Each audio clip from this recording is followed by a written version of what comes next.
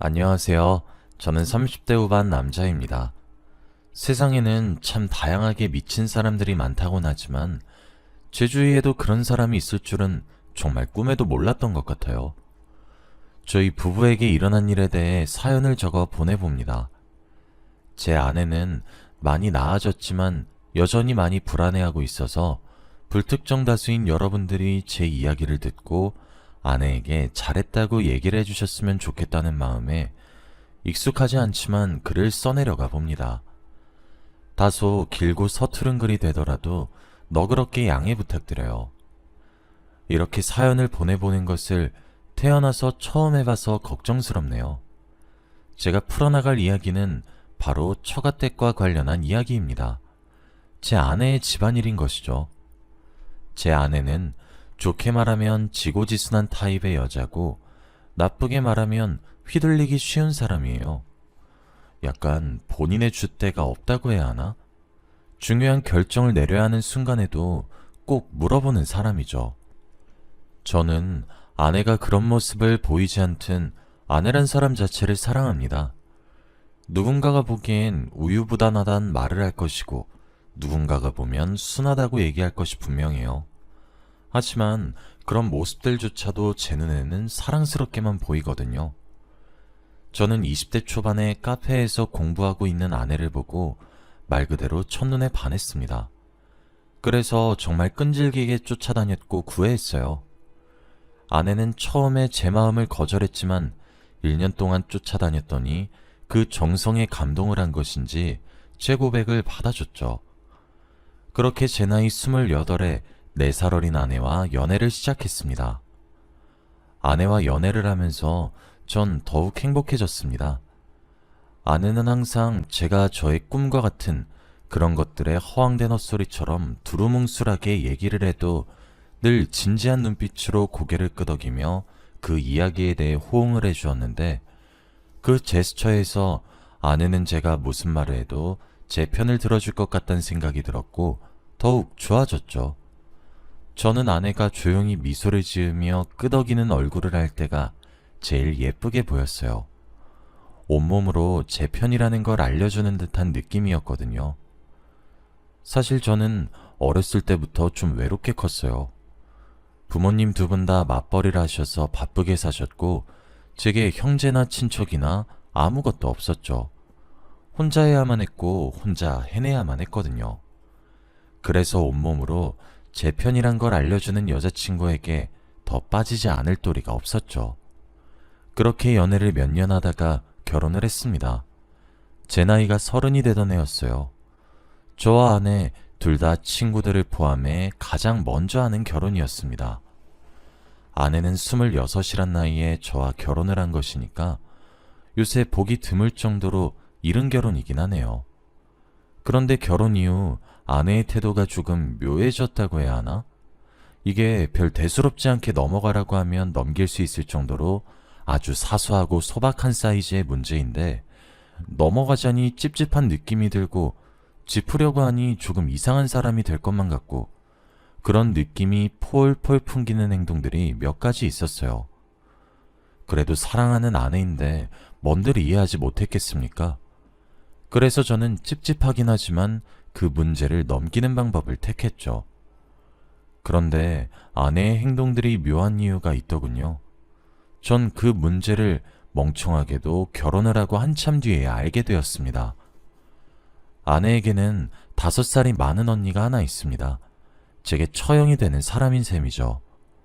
저는 연애하던 시절부터 처형을 만났었는데 처형은 저를 조금 불편해하는 것 같았어요.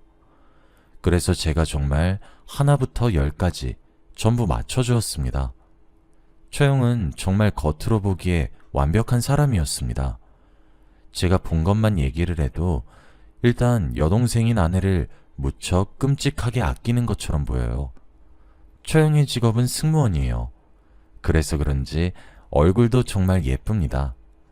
비행을 하는 날이면 면세점에 들려서 꼭 아내 몫의 화장품이나 명품 지갑, 명품 가방 등등 조그마한 것이라도 꼭 사오고 저희 부부끼리 오붓하게 맛있는 거나 사 먹으면서 데이트하라며 레스토랑 상품권도 턱턱 손에 쥐어주시거든요.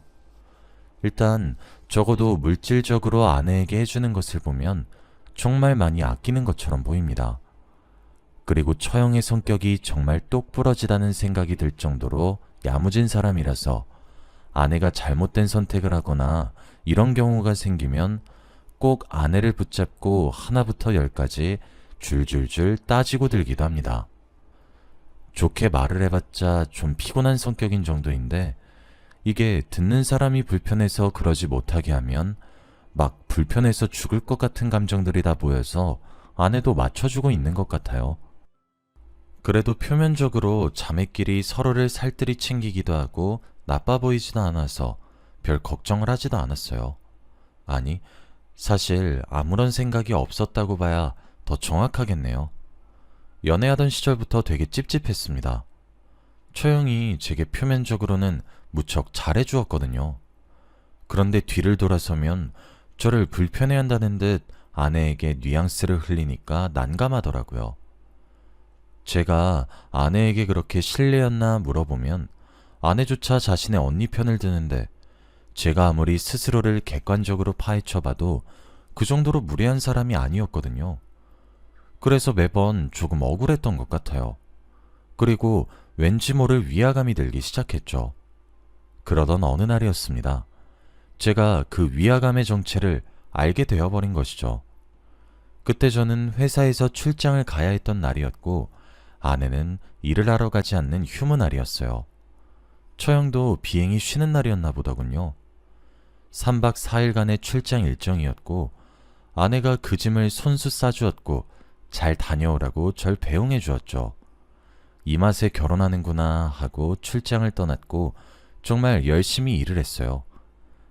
그런데 출장에서 클라이언트와 협상이 정말 빠르게 이루어지게 되었고 3박 4일간의 일정을 생각했던 저희는 예상보다 하루 일찍 빠르게 돌아올 수 있었습니다. 회사 측에서는 저희의 성과에 크게 기뻐했고 흡족해했습니다. 그래서 그런지 하루 일정이 빠르게 완료된 만큼 회사에 출근을 하지 말고 휴가를 보내라고 하셨죠. 신이 난 저는 아내에게 이 같은 사실을 알려주려고 전화를 걸었습니다. 그런데 세 차례 전화를 거는 동안 아내가 전화를 전부 받질 않았죠. 메시지를 남길까 했지만 그냥 그러기보다는 서프라이즈 이벤트로 아내를 깜짝 놀래켜야겠다는 생각을 했습니다. 집으로 돌아오는 길에 와인과 케이크와 꽃다발을 샀고 정말 기쁘고 가벼운 마음으로 집을 들어왔어요. 그런데 절 맞이한 것은 환하게 활짝 웃고 있는 아내의 모습이 아니라 개판 5분 전인 집안꼴이었습니다. 접시랑 컵은 산산조각이 나 있어서 주방 근처에는 유리조각이 즐비했어요. 그냥 누군가가 집을 여기저기 뒤진 것은 아닌가 합법적인 의심이 들 정도로 난장판이었어요. 정말 심장이 덜컥 내려앉는 것 같았고 아내를 찾아 헤맸습니다. 혹시 무슨 일을 당해서 제 전화를 못 받은 것은 아닌가 싶은 마음에 정말 발을 동동 굴렸죠. 집안 어디를 찾아도 아내의 모습은 코빼기도 비춰지지 않았어요. 그러던 순간 한 통 전화가 울리더라고요. 모르는 번호로 걸려온 전화에 혹시나 하는 마음으로 전화를 받았어요. 경찰서인데 아내분 때문에 전화를 드린 것이라며 경찰서로 나와달라고 하시더군요. 가슴이 철렁 내려앉았고 정말 다급히 차를 몰아 경찰서로 향했습니다. 사고가 나지 않은 것이 천만다행일 정도였죠. 경찰서에 간 저는 저희 집이 그 꼴이 난 진실을 마주할 수 있었습니다. 그리고 범인은 처형이었죠. 처형은 제가 3박 4일간의 출장을 떠난다는 사실을 알고 있었고 그때 본인의 비행기도 쉬어서 그런지 무슨 대낮부터 술을 진탕 잡수셨나 봅니다. 그리고 다른 때와 다름없이 만만한 동생인 제 아내를 불러냈다고 해요. 전 그동안 여태껏 아무것도 몰랐는데 매번 그런 식으로 행동했다 하더군요. 그런데 아내가 이번에 휴가를 받게 된 이유가 몸이 너무 좋지 않아서였어요. 그래서 제가 출장을 간 기간에 아내 혼자 마음 놓고 쉬기 위해서 3박 4일 동안 휴가를 쓴 거였죠. 마침 처형이 전화를 걸었을 때 아내는 곤히 자고 있었나 봅니다. 그리고 술에 취한 처형은 그 사실에 매우 분노했더군요. 술에 진탕 취해 저희 신혼집의 초인종을 눌렀고 그 소리에 자다 깬 아내는 깜짝 놀라 문을 열어줬죠. 그리고 처형의 깽판은 시작된 거였어요. 입에 차마 담기 힘들 정도로 험한 욕설은 기본이었고 손에 잡히는 것들은 죄다 깨부시고 던지고 난리가 아니었나 봅니다. 그 와중에 저희 아내에게 손끝 하나 대진 않았더군요. 아내에게 상처가 생기면 제가 바로 알게 될 테니까요. 그런데 그 난리는 아내에게 수년 동안 이어져 왔었던 일이었고 그렇게 화가 나서 눈이 돌아간 자신의 언니를 아내는 말릴 수 없었다고 생각하고 있던 거였습니다. 몰랐다고 미안하다고 무릎을 꿇고 두 손 모아 싹싹 빌었는데도 처형은 화를 풀지 않았고 그 괴성과 소란에 결국 저희 이웃 주민의 신고로 경찰이 출동한 거였습니다. 출동한 경찰이 처형에게 수차례 경고를 했음에도 불구하고 처형의 난동은 멈춰지지 않아 결국 체포할 수밖에 없었다고 하더라고요. 제가 도착한 순간에도 소파에 드러누워서 코를 골며 자는 처형을 보니까 진짜 이게 미쳤나 싶었죠. 저는 장모님께 전화해서 처형을 데려가시라고 말씀을 드렸는데 장모님도 마치 매우 익숙하다는 듯 한숨을 쉬며 알겠다 하시길래 어이가 없었고 그 상태로 아내만 잡아 끌고 집으로 데려왔습니다. 제가 가장 슬펐던 것은 아내의 태도였어요. 저는 처형의 아나무인이며 저런 진짜 난생 처음 보고 어디 가서 듣도 보도 못한 태도를 가졌고 제 가정에 문제를 만들었기 때문에 처형에게 무척이나 화가 나 있었습니다. 그런데 아내는 그게 마치 자신의 탓이라는 듯 제 눈치를 보고 있었죠. 그때 순간 여기서 끝이 아니겠다는 생각이 아닌 확신이 들기 시작했고 아내에게 휴대폰을 내놓으라고 얘기했습니다. 아내는 주지 않으려고 하더군요. 제가 정말 화가 났으니 그냥 달라고 조용히 얘기하니까 망설이다가 결국 제게 휴대폰을 건네줬어요. 그리고 아내의 휴대폰을 열어 처형과 아내가 나눈 가장 최근의 연락을 먼저 봤습니다. 그동안 아내가 사람을 맞춰주는 것을 왜 이렇게 잘하는지 항상 궁금했습니다. 그런 아내가 싫다는 것이 아니라 마치 의견이 없는 사람인 것 같아서 의아했어요. 아내에게 당신이 먹고 싶은 것을 먹자고 해도 음식 메뉴 하나조차도 제 의견에 의지하는 사람이었거든요.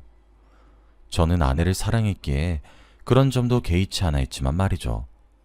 그런데 그럴 수밖에 없겠다 싶더군요. 처형과 아내가 나눈 대화는 자매라고 할 수 없을 정도로 무척이나 일방적이라고 봐도 될 만큼 폭력적인 대화였습니다. 처형은 기분 좋은 날에는 하나뿐인 동생아 하며 하트 이모티콘을 붙이면서 우쭈쭈 하듯 아내를 불렀고 기분이 나쁜 날이거나 자신의 말을 아내가 거역한 날이면 정말 가족에게 할 말인가 싶을 정도로 거칠고 폭력적인 말을 쏟아붓기 시작하더군요. 쌍욕에 죽고 싶냐는 협박은 기본 옵션일 정도로 말이에요. 그런 메시지들에 아내가 보낸 답장은 하나같이 미안하다는 사과뿐이었습니다. 언제인지 가늠도 잡히지 않을 그 옛날부터 아내는 그런 폭언과 폭행에 시달렸던 거였죠. 그뿐만 아니라 잦은 돈 요구에 과한 바람을 요구하기까지 하는데 진짜 기가 막히더라고요. 매일 소리 지르는 처형에게 시달렸을 아내 인생이 뻔히 보여서 눈물이 앞을 가렸죠. 처형과 대화를 올려보다가도 아내에게 저와의 이혼을 종용하는 듯한 메시지들을 봤을 때는 분노를 참을 수 없었습니다. 아내는 화가 머리끝까지 난 제게도 미안하다 미안하다 하면서 훌쩍이는데 얼마나 가슴이 아프던지. 제가 더 화가 났던 점은 장인어른과 장모님이었습니다. 제 아내가 처형의 감정 쓰레기통 마냥 개만도 못한 취급을 당하는 것을 다 인지하고 있었으면서 바로잡지 않으시더군요. 제 아내도 처형과 같은 두 분의 친딸인데 말이에요. 저는 그동안 처형이 본인 동생을 아주 소중하고 중요한 존재로 여기는 줄 알았습니다. 보통의 형제자매 사이와는 달리 매우 살갑다고 생각하고 있었어요. 그런데 아내와 살을 부대끼고 살았으면서 왜 이런 일을 겪고 있었는지, 아내가 아무리 숨겨도 제가 왜 진작에 알아차리지 못했던 것인지 정말 스스로가 한심하더라고요. 그렇게 스스로가 무력하게 느껴지는 것이 참... 저는 아내에게 말했습니다. 그때 아내는 저와 이세를 가지려는 준비를 하고 있었거든요. 처형이 우리 가정에 끼친 피해와 앞으로 태어날 우리 아이에게 끼칠 악영향, 그리고 처가댁은 무심한 것이 아니라 무책임한 것임을 하나하나 짚었어요. 아내는 제게 미안하다고만 하길래 저는 단호하게 처가댁과 인연을 끊으라 요구했습니다. 아내는 본인이 음식 메뉴를 뭐를 먹고 싶어 하는지도 결정하지 못하는 사람이기에 제가 단호하게 강요를 했습니다. 과하다면 과한 처사라 해도 할 말은 없지만 아내가 결정하지 못한다면 부부의 연을 맺은 제가 대신 결정하는 것이 옳고 처가댁 전부 아내에게 희생만 강요하는 꼴을 더는 두고 볼 수 없었죠.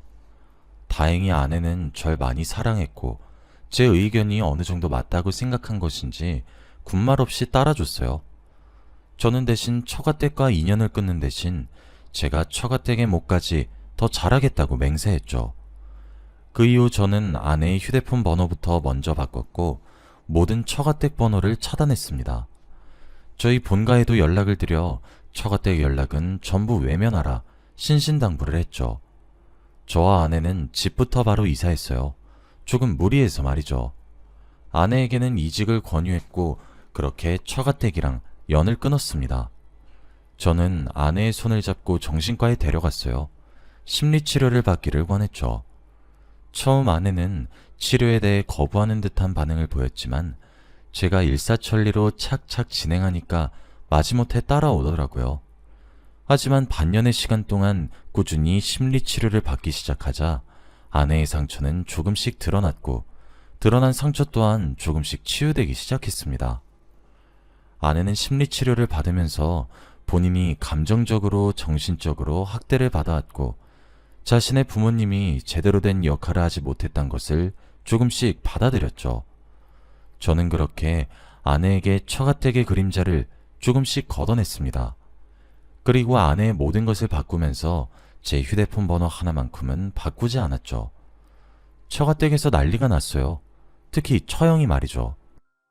하긴 평생 본인의 분풀이 대상이자 갖고 노는 장난감 그 이상 그 이하도 아닌 동생이 저와 결혼을 하게 되었고 이번 기회를 통해 완벽히 빼앗기게 생겼으니 체면 치를 생각도 없어 보이더군요. 저는 혼자 처가댁에 갔습니다. 아내의 정신과 진단서를 떼서 말이죠. 저는 두 분께 들이밀었어요.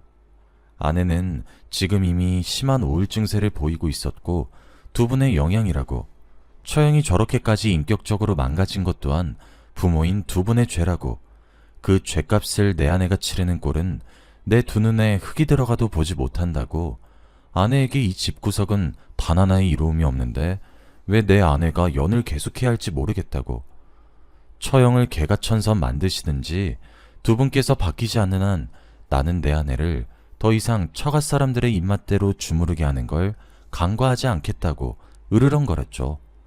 쌩 난리를 칠 줄 알았던 처형조차 아내가 극심한 우울증이라고 하는 걸 듣더니 입을 다물더군요. 물론 장인어른과 장모님도 말이죠. 양심이 있다면 남은 인생 아내에게 손 벌리지 말라고 으름장을 놓았습니다. 그리고 아내에 거쳐도 연락처도 아무것도 말하지 않을 거니까 할 말 있으면 제게 연락하시라 일렀죠.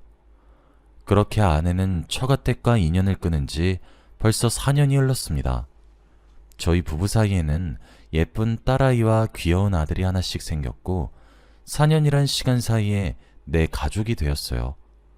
처음 아내는 치료를 함과 동시에 또 다른 불안감이 생겼더라고요. 본인이 학대를 받았는데 아이를 잘 기를 수 있고 제대로 된 엄마가 될 수 있을까 하는 불안이요. 저는 끊임없이 아내에게 괜찮다고 말해주었습니다. 제가 보기에 아내는 충분히 극복할 수 있는 사람이었거든요.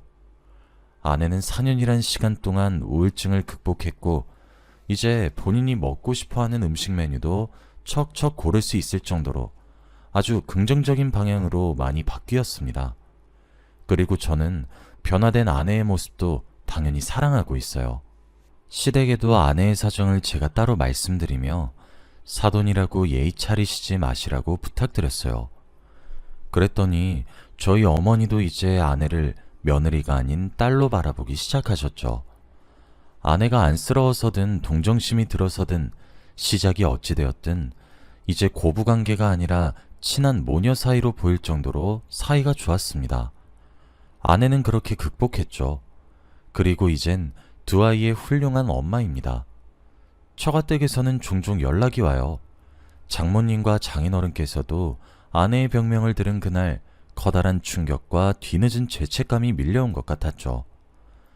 그래도 이제 나이를 많이 먹은 처형을 고치는 것은 힘들겠죠. 그것도 저는 다 업보라고 생각합니다.